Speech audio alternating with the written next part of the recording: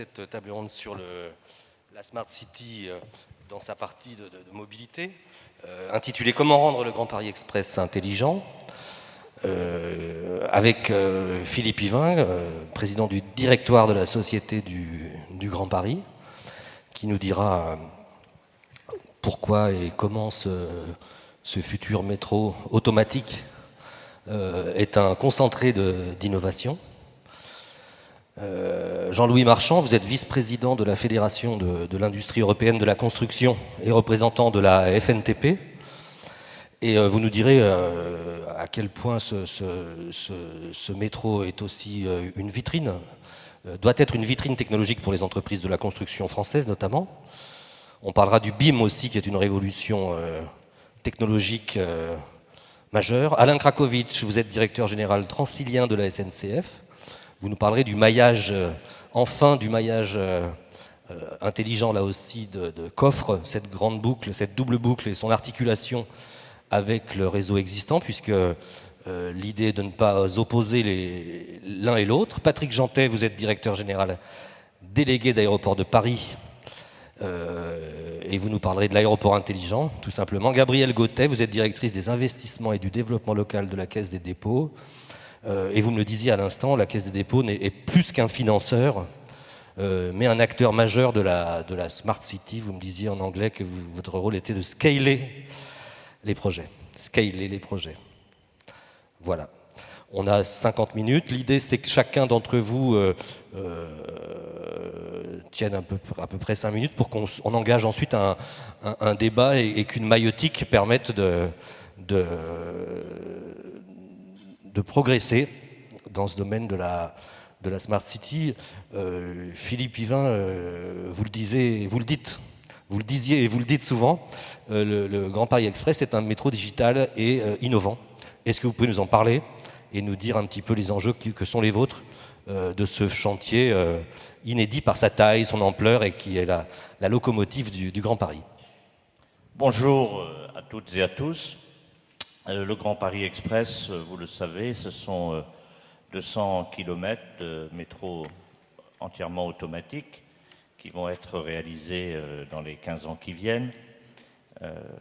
Nous étions il y a quelques jours en conseil de surveillance où nous avons approuvé les 3 derniers dossiers d'investissement. Donc on peut dire aujourd'hui que l'ensemble du projet est engagé. Vous le savez, ce métro a la particularité pour la première fois de réaliser de véritables liaisons de banlieue à banlieue. Il va donc évidemment faciliter la vie des Franciliens, diminuer pour beaucoup d'entre eux le temps de transport, décongestionner des réseaux existants, notamment les RER, et puis opérer aussi un report modal non négligeable de la route vers les transports en commun. Et en cela, il répond aussi à l'augmentation de la demande en transport en commun qu'on observe dans les grandes métropoles.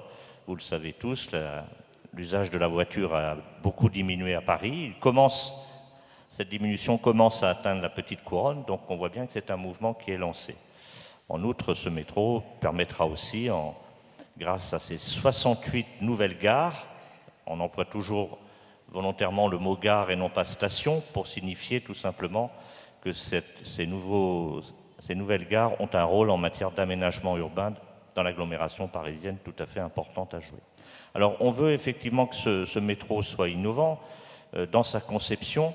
D'abord, vous faisiez allusion tout à l'heure au BIM, évidemment toutes les équipes d'ingénierie qui travaillent autour de ce métro travaillent aujourd'hui sur des maquettes numériques pour le réaliser, et c'est absolument fondamental quand on sait qu'on a déjà à ce jour réalisé 3500 sondages géologiques. C'est jamais vu évidemment en Île-de-France pour connaître le sous-sol compliqué de l'agglomération parisienne de manière à ajuster, grâce notamment à ces nouveaux outils informatiques et numériques, la conception même des tunnels qui sont beaucoup plus profonds que les tunnels du métro historique, certains allant jusqu'à 40 mètres.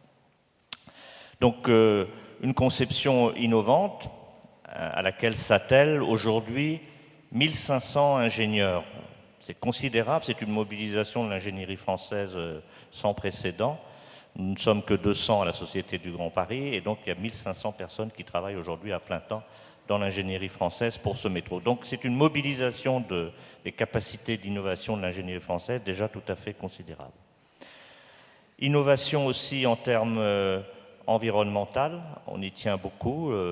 Nous avons présenté la semaine dernière, un peu en prélude à la COP21 pour ce qui nous concerne, 7 engagements environnementaux, parmi lesquels notamment la volonté de développer une économie circulaire autour de la gestion des déblais, qui va être le sujet technique majeur auquel nous allons être confrontés, 43 millions de tonnes, et c'est l'occasion ou jamais, évidemment, avec cette masse, de développer une économie de la valorisation de ces déblais en Île-de-France. Innovation, bien entendu, dans la conception technique même des matériels. Tous les constructeurs annoncent aujourd'hui que ces matériels consommeront environ 20% d'énergie en moins. La gare, demain, sera elle-même productrice d'énergie grâce au recyclage de la chaleur, mais aussi grâce à la réalisation d'installations de géothermie qui l'alimenteront et qui pourront même alimenter des quartiers autour des gares. Et innovation numérique, vous y faisiez allusion, notre volonté d'avoir le métro le plus digital du monde. Alors c'est évidemment ambitieux quand on sait à quelle vitesse évoluent les technologies aujourd'hui, et donc quelles seront-elles dans 15 ans. En tout cas, il faut poser les bases de cette innovation numérique, avec évidemment l'installation de 200 km de fibres à très haut débit qui seront la colonne vertébrale de tous les usages numériques qui pourront ensuite se développer. Prévoir, et ce n'est pas aussi simple qu'on le croit, de la téléphonie mobile, de l'Internet partout dans le réseau, que ce soit dans les gares ou dans les trains.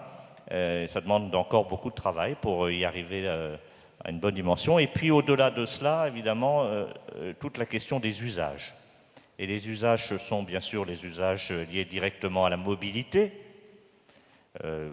Beaucoup d'applications, vous les connaissez aujourd'hui, se développent autour de ce concept de mobilité au sens large du terme. Demain, bien évidemment, on aura un objet connecté qui nous permettra de circuler partout dans l'agglomération parisienne sans plus aucun ticket, avec un back-office qui gérera tous les problèmes tarifaires. Et vous pourrez quitter votre domicile, prendre le métro, le Grand Paris Express, le RER, d'autres moyens de transport, arriver à la gare du Grand Paris, et en sortant de la gare, grâce au même objet connecté, utiliser une voiture électrique, un vélo, donc avoir une continuité totale en matière de mobilité dans la métropole. Et pour cela, bien sûr, il faut penser les gares comme des espaces où tous ces services pourront être rendus, mais aussi penser les espaces autour des gares. Et il faut que ces 68 places autour des gares deviennent les 68 premières places de la métropole du Grand Paris.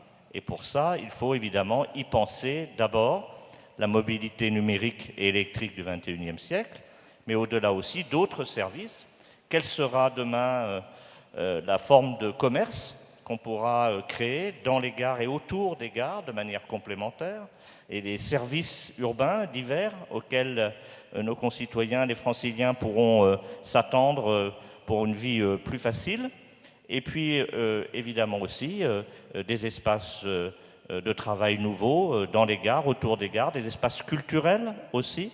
Donc, réfléchir de manière très large à l'innovation en termes de services urbains, à la fois en termes de transport et en termes d'aménagement de ces quartiers de gare. Il faut toujours avoir en tête que le rayon de 800 mètres autour de chacune des 68 gares, ça fait 140 km², soit plus que la surface actuelle de la ville de Paris. Alors ça ne veut pas dire qu'on va révolutionner ces 140 km², mais ça donne évidemment l'échelle de la transformation possible de l'agglomération parisienne avec l'arrivée de ce nouveau moyen de transport. Monsieur Yvain, quelques mots, si vous êtes d'accord, sur l'agenda, le calendrier. Qu'est-ce qui se passe dans les années qui viennent? Quel est le séquençage de ce projet, encore une fois, qui est d'ampleur? Donc les premiers travaux sont lancés, alors sont déjà lancés sur le prolongement de la 14 au nord sous la maîtrise d'ouvrage conjointe de la RATP et du STIF. On a inauguré il y a quelque temps le premier tunnelier qui a commencé maintenant à creuser. Donc d'ici 2019, on aura ce prolongement au nord. Les travaux des gares d'ailleurs ont commencé également. Et puis ensuite, ce sera fin 2022, la 15 Sud. Les travaux préparatoires ont commencé au printemps dernier. Les premiers tunneliers arriveront début 2017. Et ensuite, tout va s'enchaîner puisque, comme vous le savez, les lignes sont conçues de manière indépendante les unes des autres. Bien sûr, elles seront reliées, mais elles sont conçues de manière indépendante les unes des autres, et donc ça nous permet d'avancer en parallèle sur l'ensemble du réseau. Et donc, fin 23, la ligne 16, avec la plus grande gare du réseau à Pleyel, 250 000 voyageurs par jour. Et puis, pour les Jeux Olympiques, c'est évidemment une échéance très importante pour nous, relier Paris à ses aéroports, Orly, Le Bourget, Roissy, et puis également desservir le plateau de Saclay. On sait que ce plus grand cluster de la recherche et de l'enseignement supérieur en Europe, qui sort de terre en ce moment, il faut y aller régulièrement pour voir à quelle vitesse maintenant ça évolue, c'est formidable. La première rentrée universitaire de l'université Paris-Saclay s'est faite en octobre. Donc soutenir le développement du cluster de Saclay, avec également une ouverture en 24, et puis ensuite 25 pour la ligne 15 Ouest, la ligne 15 Est, et puis un horizon de fin de réseau entre 2027 et 2030. Très bien. Merci beaucoup. Jean-Louis Marchand, donc vous êtes vice-président de la Fédération de l'industrie européenne de la construction et vous représentez la Fédération nationale des travaux publics.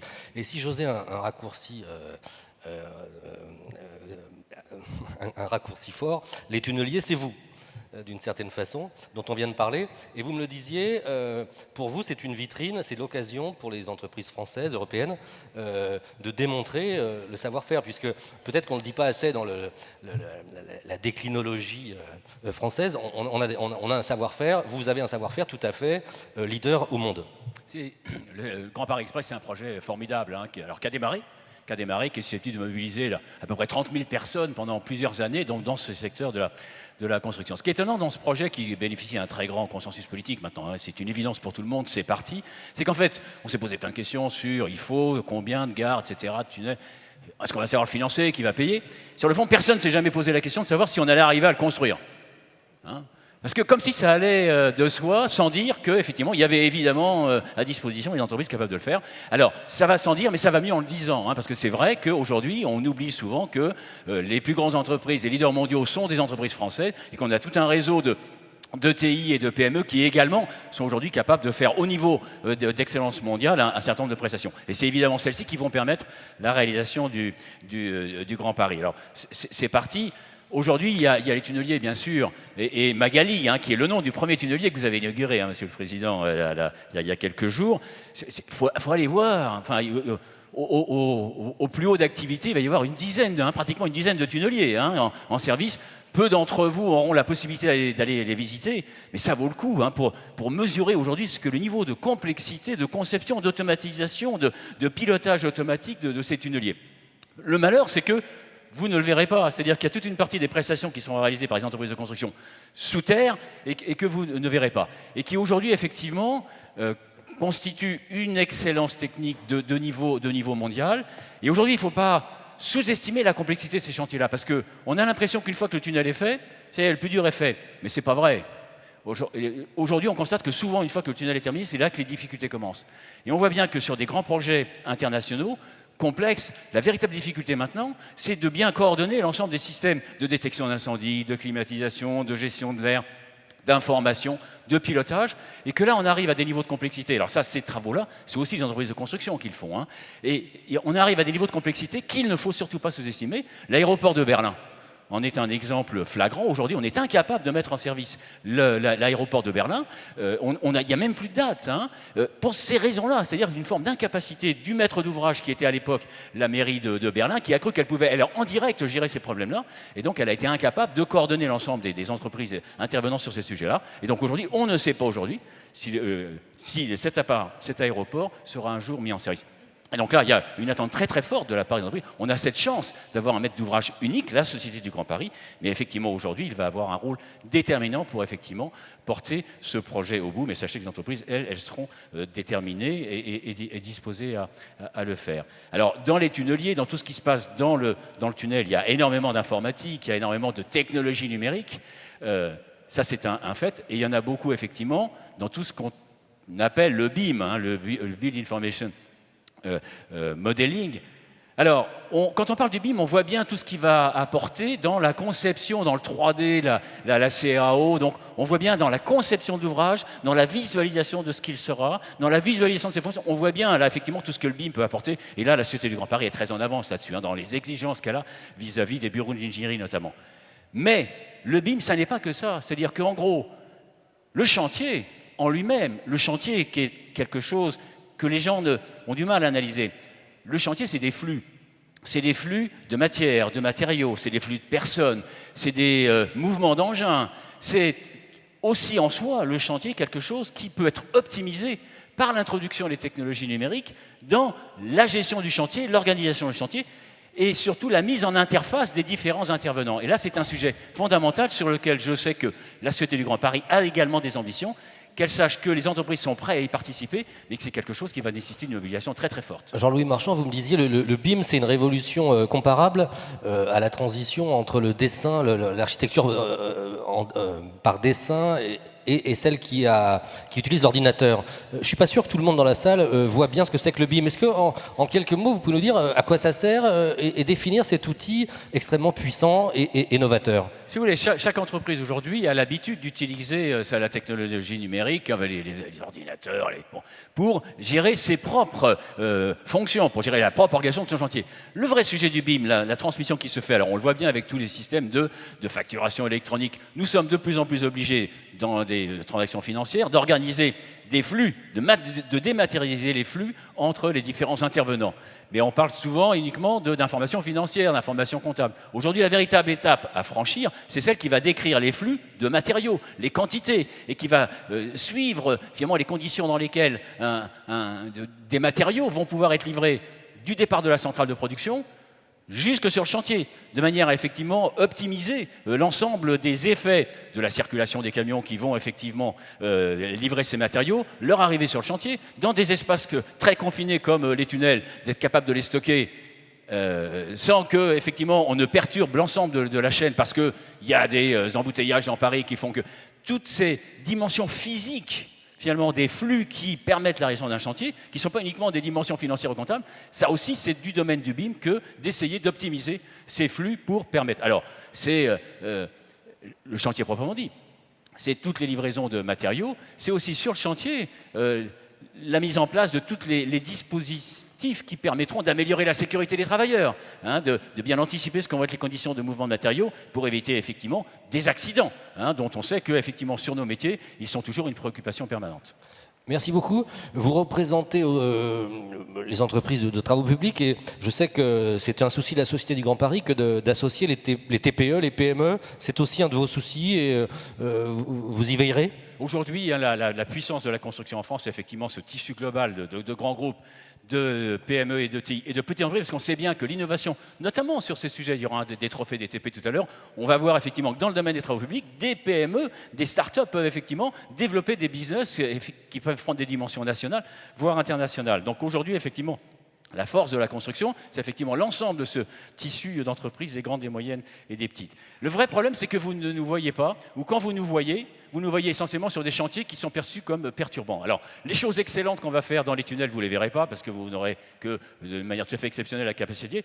On va nous voir où ? On va nous voir sur la Société du Grand Paris. Si vous voulez, il faut bien voir que le réseau en lui-même, tous les 800 mètres pratiquement, il va être obligé d'avoir une connexion avec l'extérieur.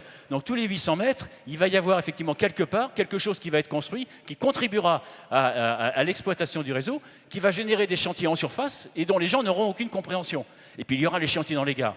Notre vrai sujet aujourd'hui, c'est effectivement de faire tout ce qui est possible, et le BIM peut y aider par les échanges d'informations, pour faire en sorte qu'on puisse donner aux usagers, aux riverains de ces petits chantiers quand il s'agit d'une bouche d'aération ou de ces très grands chantiers quand il s'agira de gares nouvelles, qu'on ait la capacité en permanence de dialoguer avec les riverains et les usagers pour qu'ils acceptent autant que faire se peut les nuisances qui vont leur imposer. Et puis surtout, les chantiers de construction, c'est souvent des aléas, souvent imprévisibles, ils peuvent être climatiques, ils peuvent être météorologiques, que effectivement les entreprises soient en position de pouvoir effectivement mettre à disposition des maîtres d'ouvrage toutes les informations qui leur permettent effectivement d'expliquer aux gens les aléas des chantiers sur lesquels on va travailler. Merci beaucoup. Alain Krakowicz, donc vous dirigez Transilien et vous me disiez que pour vous n'opposez pas du tout Grand Paris Express et réseaux existants, mais au contraire, c'est l'occasion d'un maillage enfin enfin un maillage intelligent et utile en Île-de-France. Vous pouvez nous expliciter un petit peu votre analyse?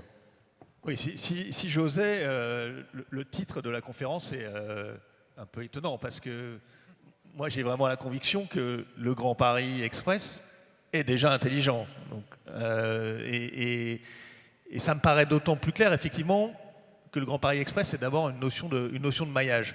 Moi je voudrais juste rappeler que je pense qu'aujourd'hui tout le monde a compris en Île-de-France que la priorité c'est justement toute l'Île-de-France. C'est pas Paris, la petite couronne, mais c'est bien Paris, la petite couronne et la grande couronne. Peut-être juste 2 chiffres qu'on ne connaît pas très bien. On sait que l'Île-de-France c'est 12 millions d'habitants, mais est-ce qu'on sait que ces 12 millions ils sont répartis entre 2 millions qui sont à Paris, 4,5 millions qui sont en petite couronne et 5 millions qui sont en grande couronne, plus de 5 millions en grande couronne. Ça, je pense qu'on le sait. Mais ce qu'on sait encore moins, c'est qu'en termes d'emploi, c'est 1/3 des emplois qui sont à Paris, 1/3 en petite couronne et 1/3 en grande couronne. Et ce que le Grand Paris Express va faire, c'est d'abord une première couronne, un premier cercle autour de Paris. Il va y en avoir un deuxième, dans le même temps d'ailleurs, avec des tangentielles qu'on va créer, les fameuses tangentielles, la tangentielle nord, ce qu'on appelle le TTME, le tram-train Massy-Évry, mais aussi la tangentielle ouest, qui va faire un deuxième cercle. La tangentielle, c'est la 104 en voie ferrée, quoi. Ce sont des lignes de tram-train qui sont effectivement plus en grande couronne, un peu plus loin que le cercle du Grand Paris Express. Et tout ça va être maillé avec évidemment les lignes existantes. Et quand on y rajoute EOL qui va en fait finir le RER qui existe déjà, on aura vraiment ce maillage. Et cette notion de maillage, c'est finalement ce qui va permettre de transformer l'Île-de-France en ce qu'est déjà Paris depuis un siècle. Ce maillage existe à Paris depuis un siècle et on va le transposer à l'ensemble de l'Île-de-France. Mais c'est fondamental de le rappeler parce que j'ai l'impression qu'en grande couronne, on a l'impression qu'on n'est pas concerné, qu'on est même relégué, alors que vous êtes en train de dire que le Grand Paris Express sera maillé avec le RER et donc que tout ça constitue un ensemble. Ben c'est l'enjeu des gares et non pas des stations dont parlait Philippe Yvain tout à l'heure. L'enjeu de ce maillage, il est absolument indispensable et le grand enjeu va être de le réaliser, c'est-à-dire d'arriver à créer des stations dans lesquelles les flux pourront être réalisés de façon extrêmement simple pour les voyageurs. C'est vraiment l'enjeu qui nous attend aujourd'hui. Mais je voulais juste ajouter que, après ma petite pique sur l'intelligence du Grand Paris, moi, il me semble clair qu'on doit d'abord penser évidemment aux usagers, aux utilisateurs, et qu'on doit pouvoir rendre, non pas le Grand Paris, mais l'ensemble de ce maillage, l'ensemble de la mobilité en Île-de-France plus intelligente. Et ça, je pense qu'on a là aussi des pistes qui sont extrêmement intéressantes. La première, c'est de se dire que, là aussi, je pense que depuis quelques années, on a enfin compris que finalement, on était en train de passer du transport collectif à vraiment une mobilité partagée. Et au sens de partager, qui n'est pas seulement de partager un transport, mais vraiment d'avoir cette notion du porte-à-porte qui est de mieux en mieux comprise. Moi, je voudrais juste là aussi redire un dernier chiffre que je pense que les gens ne connaissent pas. Dans leur déplacement quotidien, les Franciliens, quand ils utilisent le train, le temps passé dans le train ne représente que 38% de l'ensemble du déplacement. Donc c'est très faible. Et donc l'enjeu d'arriver à ce que l'ensemble de ce déplacement soit le plus souple possible et le plus connecté possible est majeur. Moi, je voudrais juste, là aussi, vous donner une image qui est qu'aujourd'hui, le déplacement d'un Francilien, il a plus la tête d'un Z. Le Francilien, il part de chez lui. Très souvent, après, il va à la poste pour déposer un colis. Puis il va à la crèche pour déposer son enfant. Et enfin, il arrive à la gare. Un de nos enjeux, c'est d'arriver à transformer ce Z en I.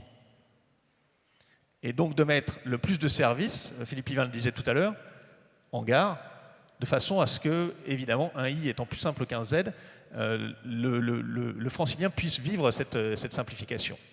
On a aussi l'enjeu de ces connexions et de ce maillage pour vivre ce que, évidemment et malheureusement, nos voyageurs vivent aujourd'hui, c'est-à-dire des situations perturbées, et les vivre mieux. Quand on compare Paris avec l'ensemble de l'Île-de-France, quand on est à Paris, on sait que quand on a une situation perturbée, très souvent, on entend une annonce qui consiste à nous dire « utilisez les correspondances ». Aujourd'hui, sur le reste de l'Île-de-France, c'est très compliqué parce qu'il y a beaucoup de lignes où il n'y a pas de correspondance. Demain, avec le Grand Paris Express et avec les tangentiels, on va enfin créer ça. Mais il faut évidemment utiliser en particulier les outils digitaux pour permettre à nos voyageurs de se retrouver dans ce nouveau maillage. Et ça, c'est l'enjeu, évidemment, de tout le développement digital qu'on met en place. Et puis enfin, une dernière notion que je voudrais évoquer, qui est un peu bizarre à évoquer quand on est transporteur, mais c'est la notion de démobilité. Nous, on réfléchit au fait de se dire que notre rôle, c'est aussi d'essayer d'éviter à nos voyageurs des mouvements inutiles. Alors, je l'ai évoqué avec le Z qui se transforme en I, mais on a aussi à travailler sur le fait que si on arrive à ce que, par exemple, les voyageurs puissent utiliser les transports à une autre période de la journée et juste à décaler même les transports d'une quinzaine de minutes, ils vont pouvoir vivre leur transport de façon totalement différente. De la même manière, si on arrive à développer énormément le coworking, qui se fait aussi là dans la logique avec le Grand Paris Express d'une notion foncière et immobilière très importante, et pour nos gares, ça peut être très simple, c'est simplement d'utiliser le premier étage de nos gares, qui sont très souvent les 380 gares d'Île-de-France, des vieilles meulières très traditionnelles, dans lesquelles le chef de gare, évidemment, n'habite plus. Si on arrive à transformer ces étages en lieux de travail pour des start-up, pour des petites entreprises, eh bien, on va leur éviter de faire du transport au pire moment de la journée, au moment de la pointe, et le faire au moment où il y a moins de monde. Et fondamentalement, est-ce que ce n'est pas ça, la mission d'un transporteur public de mass transit? Est-ce que ce n'est pas finalement d'essayer de mettre plus de monde dans les trains au moment où il y a le plus de place, c'est-à-dire dans les heures creuses? Merci beaucoup. Je crois que vous allez faire des annonces dans quelques jours, quelques semaines sur la 3G, 4G dans le Transilien. Je sais que c'est plus compliqué pour vous que ce le sera pour la Société du Grand Paris, parce qu'il n'y a pas de tunnel et bon, il faut mettre des poteaux un peu partout. Alors d'abord, il y a quand même des tunnels, et c'est plus compliqué dans les tunnels qu'ailleurs. Mais c'est vrai qu'on a un enjeu majeur et un objectif en 2016 et en 2017. D'abord d'équiper tous nos tunnels, parce que c'est plus compliqué, et on en a, pas autant que la RATP, mais on en a beaucoup, en 3G et en 4G. Et puis aussi, on annonce effectivement le fait d'équiper nos gares, cette fois en Wi-Fi, et on aura en 2016 100 gares sur les 380 gares d'Île-de-France qui seront équipées de Wi-Fi. Et c'est effectivement indispensable, parce que quand on parle de digital, s'il n'y a pas le hard qu'il y a derrière, ça ne sert à rien.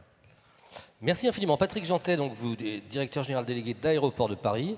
Et donc vous me disiez, je crois qu'Augustin de Romanet aime aussi cette formule, au XVIIIe siècle, la ville se construit autour des ports, au XIXe autour des gares, et au XXIe autour des aéroports. Oui, je crois qu'on vit une vraie mutation des aéroports. Les premiers aéroports étaient exilés. Enfin, les tout premiers étaient pas loin de la ville, mais les deuxièmes générations étaient exilés le plus loin possible des centres-villes, en particulier dû aux nuisances sonores, pour ce sujet-là. Et aujourd'hui, on constate quoi? On constate un véritable réinvestissement de la ville sur l'aéroport et des liens entre l'aéroport et les territoires environnants, qui sont des territoires urbains. En tout cas, dans les grandes métropoles. Il n'y a pas de grande métropole qui n'est pas un grand aéroport. C'est absolument indissociable. Et donc ça, c'est quelque chose qui a un mouvement relativement nouveau, qui s'accroît de jour en jour. Chez Aéroports de Paris, on en est un exemple. Aujourd'hui, à Charles de Gaulle, on est à peu près dans le cœur de Charles de Gaulle, 230 000 m² de bureaux, de commerce. On a des hôtels et on est en train de doubler la taille du nombre de chambres d'hôtels. À Orly, ce n'est pas encore le cas, mais à Orly, on est en train de développer un écoquartier au cœur d'Orly, Et à ce titre-là, d'ailleurs, les liaisons du Grand Paris, c'est-à-dire l'extension de la ligne 14, la ligne 18 sont absolument vitales, hein, parce que sans lien ferré de transport public de haute qualité, ces développements ne sont pas possibles.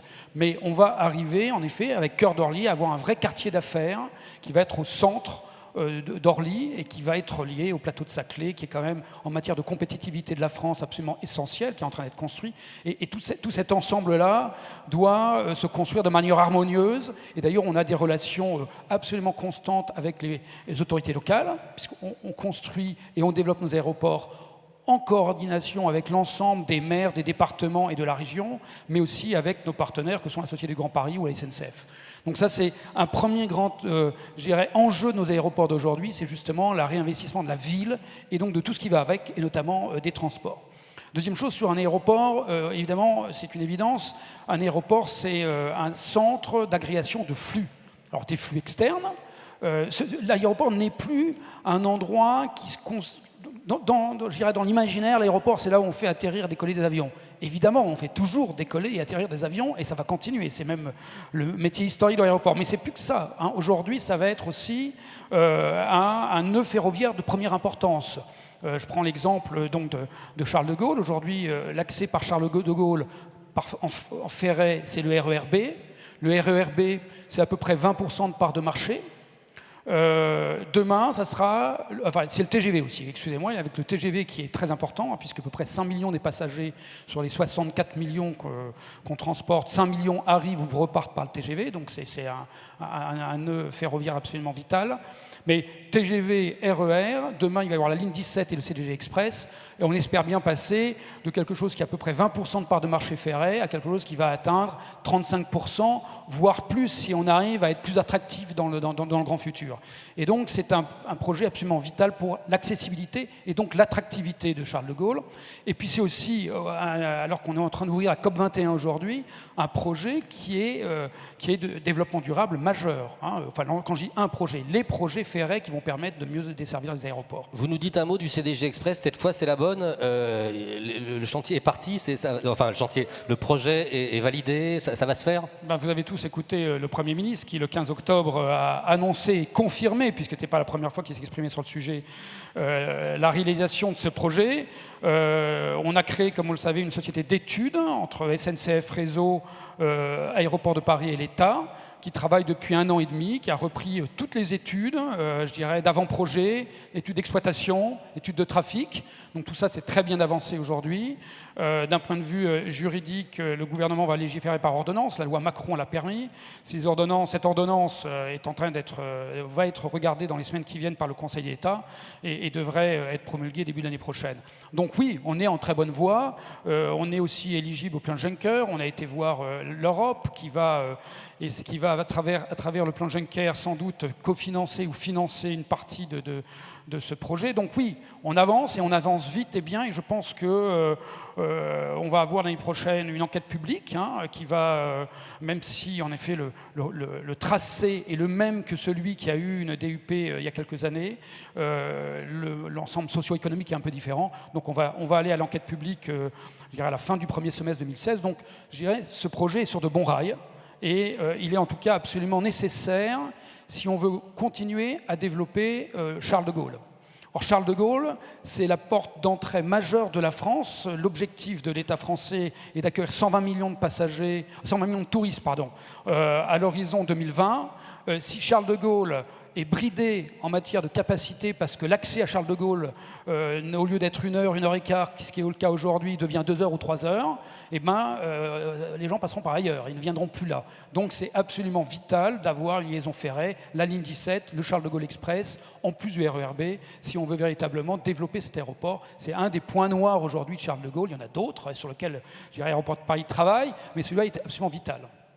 Peut-être un mot de Connect 2020, donc c'est des investissements massifs aussi majeurs, je crois que c'est 4,6 milliards d'euros au cours des 4 prochaines années pour transfigurer les 3 aéroports dont vous avez la charge. Oui, on a une croissance, on a eu de la chance dans le monde aéronautique et du transport aérien d'avoir une croissance très forte, puisque la croissance mondiale du transport aéronautique et du transport aérien passager est de 5 à 6% par an, et ça c'est le cas depuis 20 ans, et c'est prévu sur les 20 ans à venir. Dans un monde qui a un peu changé, on était un monde bipolaire avec l'Amérique du Nord, l'Europe et puis les relations Amérique du Nord-Europe. Maintenant on est un monde tripolaire avec l'Asie qui est le gros facteur de croissance du monde aéronautique. Donc ça évidemment, il est vital pour Aéroports de Paris et pour la France, je dirais, de capter cette croissance asiatique. Et donc là, capter cette croissance, ça veut dire accroître nos capacités, ça veut dire aussi améliorer la qualité de service pour nos passagers. Et en particulier, le numérique va jouer un rôle extrêmement important. Aujourd'hui, je dirais, quand vous vous rendez dans un aéroport pour prendre un avion, vous subissez 5 à 6 files d'attente. La première étant les encombrements, d'ailleurs. Et après, vous avez l'enregistrement, l'inspection filtrage, le contrôle des passeports, l'embarquement. Et puis, je dirais même, une fois que vous êtes dans l'avion, vous faites souvent la queue avant de vous asseoir. Donc, un de nos enjeux majeurs, c'est comment fluidifier toutes ces files d'attente. Et notre vision, c'est qu'à terme, il n'y aura plus de files d'attente. Et ça va être grâce à l'automatisation de tous ces points de passage. Ça va être grâce au numérique qui vont nous permettre justement de fluidifier puis de faire disparaître peu à peu toutes ces files. Aujourd'hui, vous pouvez faire déjà des déposes automatiques de bagages. Demain, vous pourrez embarquer de manière automatique. Vous n'aurez plus besoin d'avoir quelqu'un qui vérifiera votre carte d'embarquement. On est en train de faire des essais sur, par exemple, faire du contrôle de passeport au niveau de l'inspection filtrage pour diminuer le nombre de checkpoints. Voilà, il y a tout un tas de sujets qui tournent autour du numérique et qui vont radicalement changer l'expérience passager. Très bien. Une question subsidiaire. Les contempteurs de la métropole du Grand Paris institutionnelle ont pour argument de faire remarquer qu'il est insensé d'avoir une métropole qui n'inclut pas Roissy-Charles de Gaulle. Comment on regarde ça depuis ADP chez vous ? Nous, on travaille, je dirais, avec toutes les autorités locales de manière quotidienne. On a créé avec la région, par exemple, Upstart, qui est un organisme de développement économique de la région et qui a pour vocation d'attirer des entreprises étrangères sur le territoire de la région et en particulier, évidemment, pas très loin des aéroports parce que pour beaucoup d'entreprises étrangères, c'est intéressant d'être connecté à l'aéroport, par essence. On travaille énormément avec les communes, avec les établissements publics. Donc, soit on est à la limite, enfin en partie en fait, Charles de Gaulle est divisé un petit peu, mais en réalité, on travaille de manière quotidienne avec tous les acteurs. Et donc, finalement, on essaye de monter avec tous ces acteurs des projets. Et moi, je crois beaucoup que c'est la volonté individuelle des différents acteurs entre eux pour développer des projets qui compte le plus. Donc on est très en mode projet et très développement par le mode projet. Et ça, le système le permet de le faire. Parfait. Écoutez, merci beaucoup. La Caisse des dépôts aussi, vous êtes en mode projet, vous me le disiez, c'est-à-dire que vous ne vous contentez pas de financer la Smart City, mais vous la scalez. Oui, non. D'abord, je voudrais dire que les enjeux du Grand Paris sont complètement en résonance avec l'ADN du groupe Caisse des dépôts. Je rappelle quand même que les thèmes du Conseil interministériel qui a créé le Grand Paris, c'est transport, logement, attractivité économique, transition énergétique. Donc, sont des thèmes sur lesquels l'ensemble du groupe est mobilisé. Le groupe Caisse des dépôts parfois apparaît comme un peu une nébuleuse. On a des filiales qui sont très impliquées, ICAD et GIS, la 7, mais l'établissement public est lui aussi, comme le sait M. Yvain, très impliqué, à la fois comme prêteur de long terme à travers les fonds d'épargne et comme investisseur. Et effectivement, moi j'incarne le métier de l'investisseur. Alors, c'est quoi l'investisseur qui essaye d'accompagner les grandes transitions de ce que sont la ville de demain, en particulier celle du Grand Paris. Et les grands enjeux, les grandes transitions sont les transitions démographiques. Il y a une urbanisation quand même galopante et à maîtriser. C'est les transitions avec un vieillissement de la population, un risque de fracture sociale, un risque la nécessité de faire cohabiter des populations très diverses, de mixité, une transition donc territoriale, on l'a dit, transition écologique et énergétique. Les villes sont à la fois les plus grandes producteurs de gaz à effet de serre, mais également les plus grosses là où doit se passer l'efficacité énergétique. Et enfin, la transition numérique qui transcende tous ces autres sujets. Et donc, je suis peut-être un petit peu obnubilée par mon passé, mais je pense que la transition numérique est clé pour rendre la ville plus fluide. on l'a dit, mobilité plus efficace, plus agile. Énormément de projets que nous accompagnons, et notamment que nous espérons accompagner dans le Grand Paris, concernent soit la mobilité, la fluidité, la non-mobilité, pH positif, effectivement, par exemple, il y a des sujets très intéressants. Le covoiturage, par exemple, nous sommes avec un certain nombre de collectivités du sud-ouest en dehors du périphérique, en train de monter un consortium, c'est juste un exemple, SO-Mobilité, Sud-Ouest Mobilité, consortium entre les collectivités et les entreprises. C'est le rôle de la Caisse d'être à la fois le trait d'union, si vous voulez, entre le local, le public et le privé, des grandes entreprises comme Cisco, Engie et Bouygues, pour monter sur un ensemble de communes des projets qui allient à la fois de l'information sur le trafic, de l'information sur la fluidité à travers divers modes de transport en commun, mais également de covoiturage sur des entreprises d'un même territoire, de systèmes de covoiturage entre les entreprises d'un même territoire, des espaces de coworking, des télécentres. Et c'est un exemple parmi d'autres. Donc le numérique, absolument clé également pour le parking intelligent. Est-ce que vous savez qu'un francilien perd une année de sa vie à chercher un parking?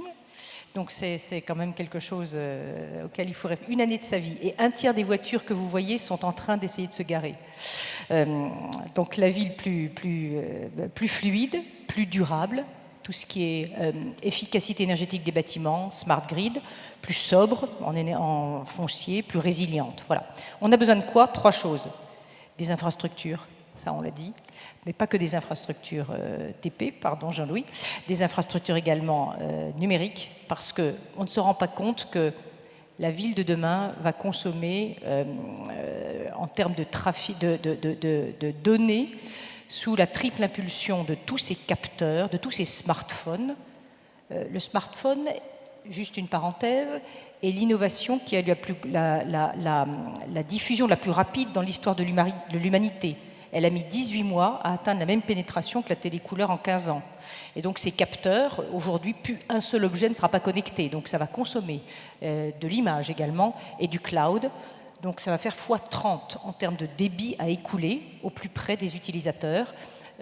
Par de l'herdien, le spectre va être encombré, mais par également de la fibre optique. Donc attention à ne pas oublier ces infrastructures essentielles et attention à faire en sorte qu'elles soient neutres, ouvertes et mutualisables pour casser les silos des différents opérateurs qui sont soit en transport, énergie, bâtiment. Donc des infrastructures de base numériques, neutres, ouvertes, mutualisables, de façon à laisser la liberté de l'innovation de toutes ces petites start-up, créer les services de demain dont nous devons avoir l'humilité de reconnaître que nous ne les connaissons pas, parce que nous sommes autour de la table en train de planifier avec nos âges, mais les services de demain, ils seront inventés par nos adolescents d'aujourd'hui. Donc il faut toujours avoir en tête que...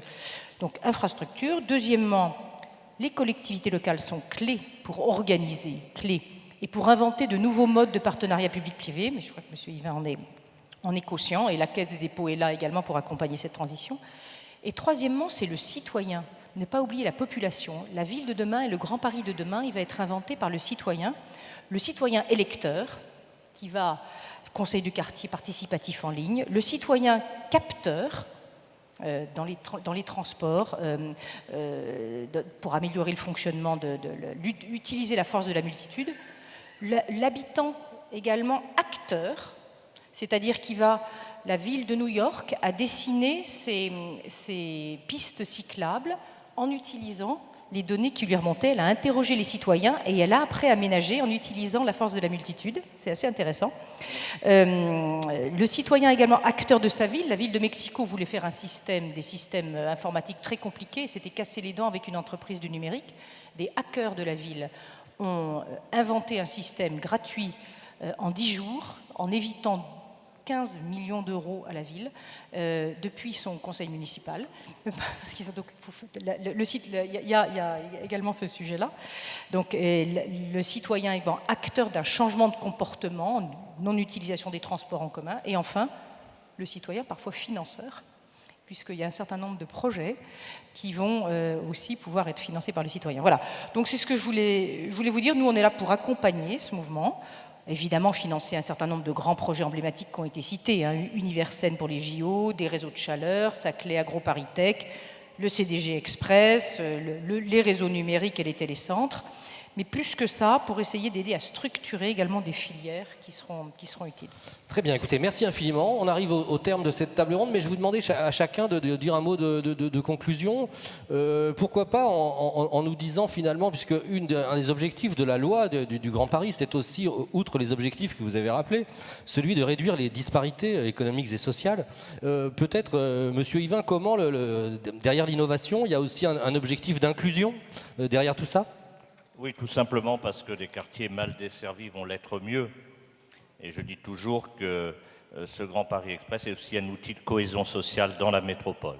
Le jeune de Clichy qui met aujourd'hui 1h30 pour aller à la fac ou travailler à Roissy, il y en a beaucoup, il mettra demain une demi-heure. Donc ça change évidemment le rapport à la métropole quand on peut avoir accès facilement à ce qui est évidemment, à ce que sont les bienfaits de la métropole, c'est-à-dire toutes ces aménités culturelle, éducative, de formation, d'emploi. Mais je voudrais rebondir juste une seconde sur ce que disait Gabriel Gauthier à l'instant, pour la rejoindre totalement, sur deux choses. D'abord, ouvrir nos programmes aux jeunes, parce que ce seront les usagers de demain. C'est pour ça que nous lançons un programme d'innovation numérique ouverte, pour associer les jeunes créateurs d'entreprises aux différentes facettes du projet. Je crois que c'est essentiel. Au-delà des installations techniques, des data centers, des capteurs, qui vont demain permettre de gérer ces masses de données dans les réseaux de transport, qui seront utiles pour créer de la valeur, pour créer de nouvelles entreprises. Il faut associer les jeunes créateurs. La deuxième remarque, c'est ce que vous disiez, et j'en suis convaincu, il faut rompre les logiques de silos. Je cite souvent un chiffre, l'Union internationale des transports publics estime qu'on va multiplier par 6 le nombre de kilomètres de métro automatique dans le monde dans les 10 ans qui viennent. C'est évidemment une opportunité économique formidable pour les entreprises françaises. Mais ce qu'on voit aussi, c'est que c'est plus seulement l'aspect quantitatif qui est à l'ordre du jour, y compris en Chine. Il y a une volonté d'aller vers le qualitatif, de créer de beaux quartiers, des quartiers agréables à vivre.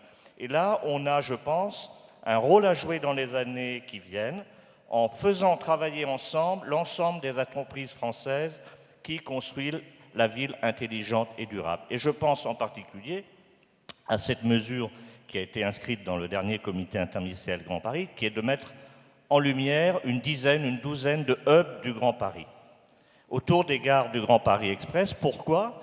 Parce que dans les gares qui auront le plus fort trafic, souvent en interconnexion, et qui ont le plus fort potentiel d'aménagement urbain, on peut demain, grâce à tout le savoir-faire des entreprises françaises, dans la construction, dans les transports, dans l'énergie, dans les services urbains, dans les commerces, dans la culture.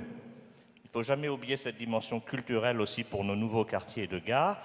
Rassembler les savoir-faire, l'innovation française, à la fois pour bien réussir ces quartiers, mais aussi pour avoir demain une carte de visite formidable à l'exportation pour notre économie.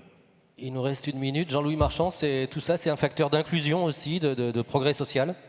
Absolument. Hein. La ville, il y aura toujours des chantiers dans la ville. Hein. Il y aura toujours des chantiers dans la ville. Hein. Ne rêvons pas à une ville sans chantier. Donc si la ville est intelligente, il faudra que les chantiers le soient également. Et je pense que le projet du Grand Paris est une formidable occasion justement pour faire que les technologies numériques, le BIM dont je parlais tout à l'heure, il va falloir créer une fluidité entre les différents interlocuteurs, entre les différentes entreprises. Et le projet du Grand Paris est une formidable occasion pour normaliser un certain nombre de relations et faire qu'en emmenant tout le monde, les grands, les moyennes et toutes les petites entreprises également, c'est une formidable occasion de progresser sur cette dimension des chantiers intelligents. Monsieur Krakovic, même question. Oui, juste un mot. On a réalisé il y a quelques semaines une étude au niveau de Transilien qui nous a permis de montrer une forme de paradoxe. Et je pense que l'intelligence qu'on recherche aujourd'hui dans le Grand Paris, elle doit permettre justement de gérer ce paradoxe. Ce paradoxe, c'est qu'on a beaucoup dit il faut verticaliser, il faut arriver à concentrer pour arriver à simplifier les transports. Mais en fait, la demande du francilien aujourd'hui, elle est moi, je veux ma maison en banlieue, voire en grande banlieue. Il faut qu'on arrive à allier ça, et ça signifie qu'on a une responsabilité encore plus forte dans le fait d'arriver à coupler nos moyens de transport pour arriver aussi à satisfaire cette demande qui n'est pas en cohérence comme ça, si on la prend comme ça, avec nos projets de verticalisation. D'un mot, votre conclusion ? En conclusion, je voudrais dire que ce paradigme de la ville aéroportuaire, donc de la ville qui réinvestit l'aéroport et de l'aéroport qui irrigue les territoires avoisinants et qui est connecté au monde, est un vecteur de création d'emplois absolument incroyable. Et souvent, ça, on ne s'en rend pas compte. On a fait faire une étude par le BIP en 2012. En gros, 1 million de passagers supplémentaires à Charles de Gaulle, ça crée 4 500 emplois. 1 500 directs et les autres des emplois induits par l'économie avoisinante. Et donc là, on a quand même un outil fantastique à développer pour créer de l'emploi et c'est quand même bien un sujet du jour. Je crois que le Grand Paris Express, c'est 120 000 emplois en tout, en plus de la croissance naturelle. C'est à vous, Madame Gauthier, qu'il revient de conclure cette table ronde. Je conclurai sur la question que vous avez posée, c'est sur la mixité sociale et démographique. 2 choses. On a lancé un grand programme d'investissement spécifiquement de co-investissement avec l'ANRU dans les quartiers politiques de la ville, où effectivement on va s'attacher à de la mixité, c'est-à-dire à ne plus faire des quartiers dédiés logements et dédiés donc mixité activité, commerce, bureaux, logements, maisons, EHPAD, maisons de santé pluridisciplinaires. Donc ça c'est quand même quelque chose. Et il y a beaucoup de ces quartiers quand même dans le Grand Paris. Et la deuxième chose, c'est qu'on a un beau projet avec la SNCF autour des gares et des start-up de l'ESS. Mais c'est quelque chose que nous allons donc discuter ensemble. C'est un sujet justement sur l'innovation, mais dans les entreprises sociales et solidaires. Eh bien, merci infiniment à tous.